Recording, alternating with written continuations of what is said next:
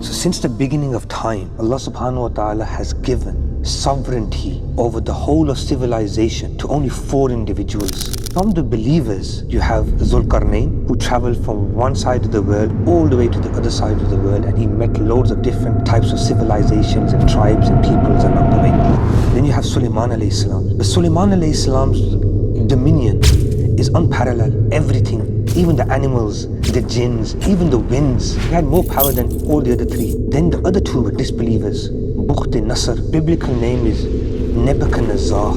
He's well documented, one of the first people who conquered and destroyed Jerusalem. And the other one was Nimrud, was a king at the time of Ibrahim alayhi salam, and he ruled 400 years. Nimrud was actually the great grandson of Nuh alayhi salam.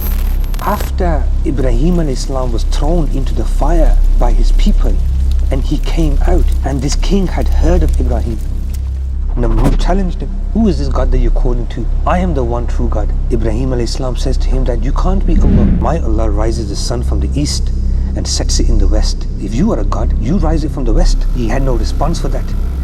So this really got to Nimrud. And Nimrud began to boast and began to show off all his fame. So Allah subhanahu wa ta'ala sent to Nimrud an angel as a messenger. And he says to Nimrud, if you are so confident in your strength and your might, then you bring your army and we'll fight. And I give you 3 days to prepare. And then the angel left. So over the next 3 days, Nimrud gathered his army, and he had a huge force. And they came with all their swords and all their arrows and all their armor. And they were lined up in all their arrogance. If Allah subhanahu wa ta'ala wanted to, He could have destroyed Nimrud. He could have opened up the earth and the earth would have swallowed it whole. Allah subhanahu wa ta'ala could have rained down meteors from the sky if He wanted to. But Allah subhanahu wa ta'ala could have brought the tigers and the lions from the jungles if He wanted to.